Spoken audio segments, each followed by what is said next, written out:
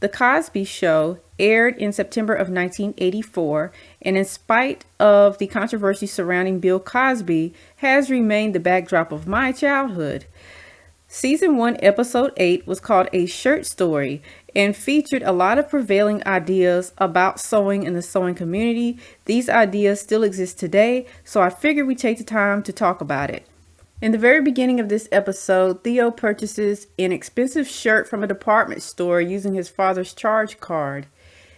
Then he goes on to tell his father about all of the wonderful features of this shirt. Let's hear what features are on the shirt, and then I'll come back in with my commentary.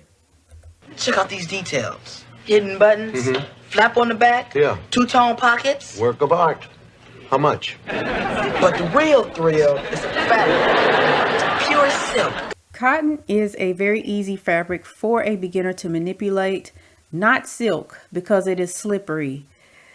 Also, the hidden buttons, or what is often called the hidden placket, is not something that is a beginner sewing skill because you have to accommodate for your seam allowance, your buttons, and the stitching that must go on either side of the buttons. Also, on the back, that flap is not a very easy thing to sew. If you don't know what you're doing, it will come out wrong side out. You have to use the burrito method for that. So that's all I have to say about that. Let's go ahead and listen to what they have to say about the pricing of this store-bought shirt, because I think that's something very important to recognize when we're learning our lessons about what this episode is trying to teach us thus far. $95. Oh, well, there must be a pair of pants in there, too. $100 in 1984 was equivalent to $298.68 today. When I went online and I looked for similar shirts to the one that Theo was describing, I found them online for roughly $99 and on up. That would be cheaper than what Theo purchased in 1984. And I think that is because a lot of these shirts that you find online today are produced overseas. And I'm not so sure that the quality is the same as what it would have been then. Please like, subscribe, and tap that notification bell to receive updates. Also, while you're at it, go over and check out my website. Of course, Dr. Huxtable doesn't allow his son to keep this expensive shirt, but instead forces him to return the shirt and find some other way to get one that is similar but cheaper. So overall, you have his sister Denise, who comes and offers to make the shirt.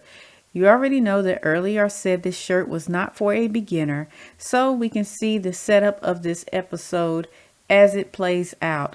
Let's go ahead and take a look at what she had to say when she offered to make her brother the shirt. A girl like Christine deserves a man like me in a shirt like that. I can make you one just like it. You? I took sewing. Hey, I took English, but I got a D in it. It's almost amazing to hear that Denise has a home economics course where she learned how to sew, because most kids today do not have home economics courses anymore. But the one thing I will say is that she obviously didn't learn enough in the home economics class in order to be able to understand that making this shirt was not on her level of sewing. A lot of beginner sewers do not realize that sewing is not about knowing how to thread the sewing machine and knowing how to sew a straight line. Sewing is mostly about knowing how to manipulate different fabrics, because different fabrics behave differently. And of course, silk is one of those fabrics that easily stretches out of place, as is any type of knits that you might want to try.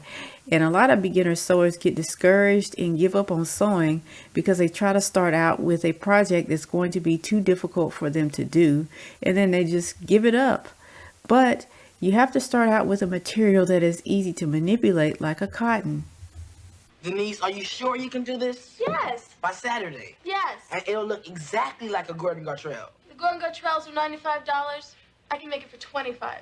Well, here's 30. Can you make it $5 better? Hey. Thanks, Denise.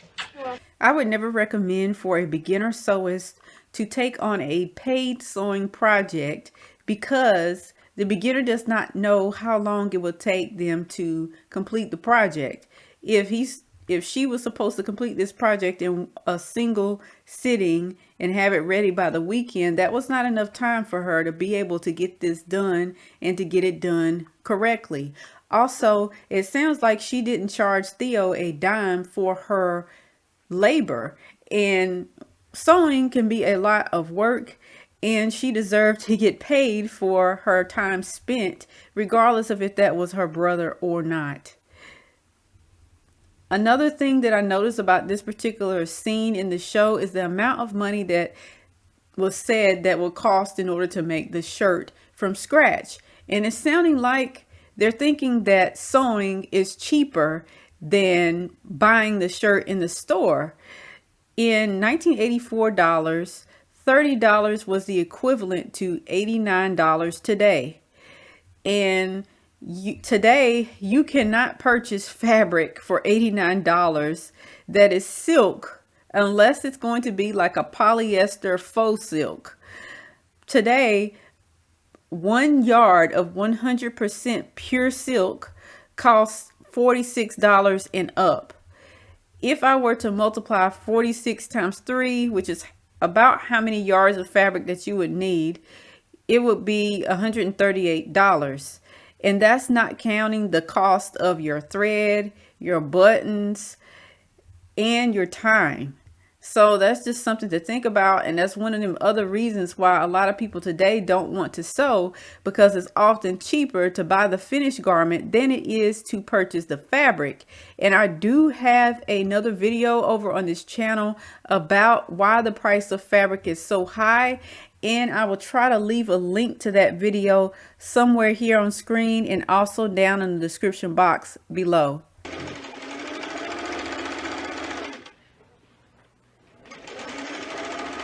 I know that she's using a Singer Stylist sewing machine because all of those have the same body style on the back, but I don't know which model that she was using because they varied the front designs of the Singer Stylist throughout the years.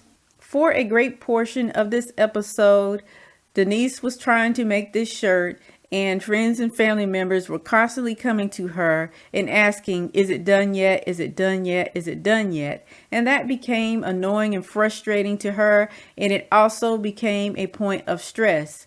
And that is something that is going to happen if you take on a sewing project for a friend or family member, regardless of if they have confidence in your sewing skills or not.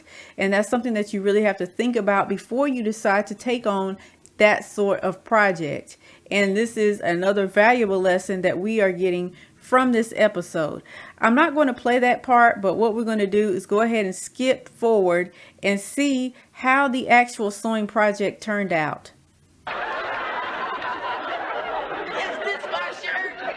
Is this the shirt I paid $30 for? Every sewist knows what it's like to spend a lot of money on fabric and materials only to find out that their sewing project did not turn out correctly in the end. And this is one of those reasons why a lot of people do not want to take up sewing. It's because they don't know enough about sewing in order to ensure that their product comes out correctly every single time. When you are sewing, you have to measure multiple times and then make sure that your measurements match the measurements of the pattern that you're cutting out. And if they don't, then you have to make alterations to that pattern in order to make it fit your body. A shirt might come out incorrectly, but it's not going to turn out like the one that Theo is wearing. I think they really did exaggerate the sewing issues, but we're going to go on and listen to some of the problems that he points out, and then I will elaborate on those. Look at these sleeves. My arm is the same length. Wear out my sleeves. This collar's all crazy and its thin size is too big. There's one thing that a lot of beginner sewers don't understand about sewing, and that is that you must understand the makeup of fabric. This fabric here has a lot of loose threads on the end, and these loose threads are what makes up the fabric as a whole. Part of the thread runs horizontal, and that is called your warp, and the other part of your threads run vertical, and that is called your weft.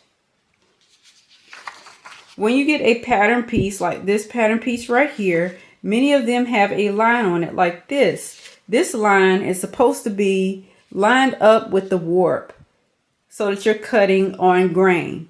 If I were to turn this pattern piece this way, which is on the bias, then I would be messing up because my fabric would stretch from here to here, and then all of my pattern pieces would be misshapen, and then as a result my entire outfit would become misshapen.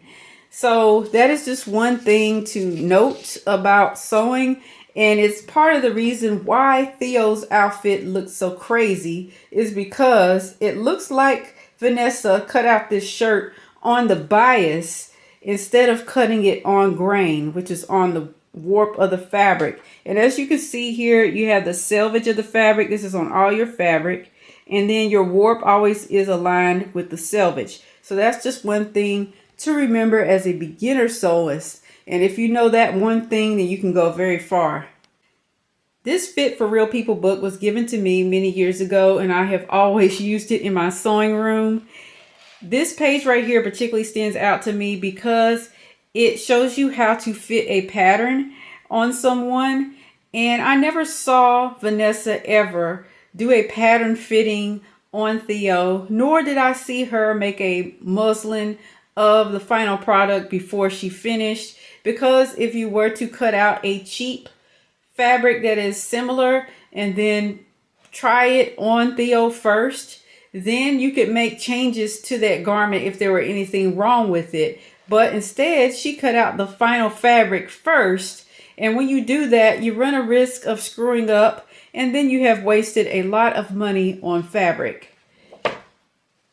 Another thing to recognize here is that not all people have symmetrical bodies. Like one shoulder might be longer than the other. So what you would do in that instance is you would make the shirt the length of the longer shoulder on both sides. So that way it looks even on both sides, but yet that person has enough room to be able to rotate their shoulder. If you were to use the shorter measurement instead, then the person would be uncomfortable in the outfit because they would not be able to rotate their shoulder on the side that is wider. So those are just two different things to think about when it comes to pattern fitting.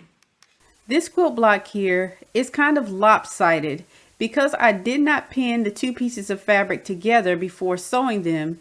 They ended up not coming out even in the end, and it doesn't look like Vanessa ever did pin her pieces together before she sewed them together. Otherwise, they would have lined up appropriately.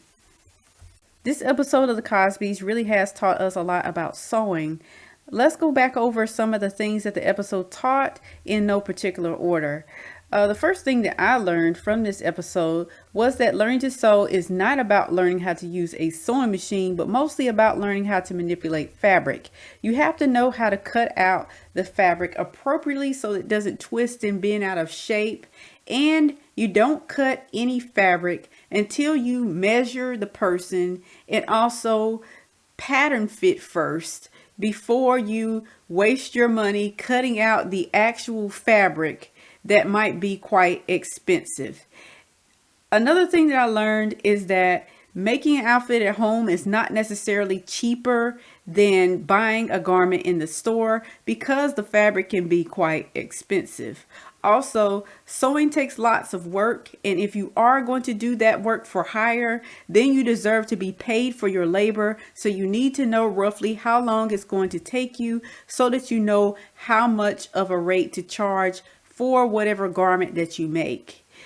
Another caveat to this whole thing is that you have to understand that if you're doing a project for friends or family members, then it's always going to be slightly more difficult than it is to work with the public. And some people might debate on me about that, but I know it's true when somebody constantly asks you, is it ready yet? Is it ready yet? And is it ready yet?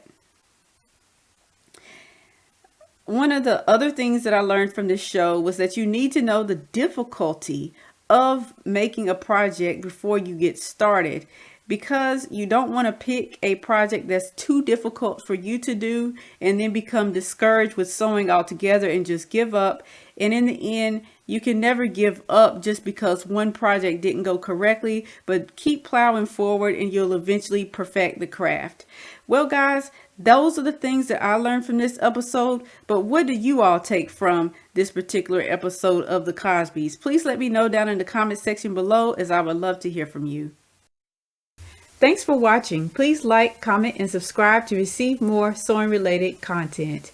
Peace.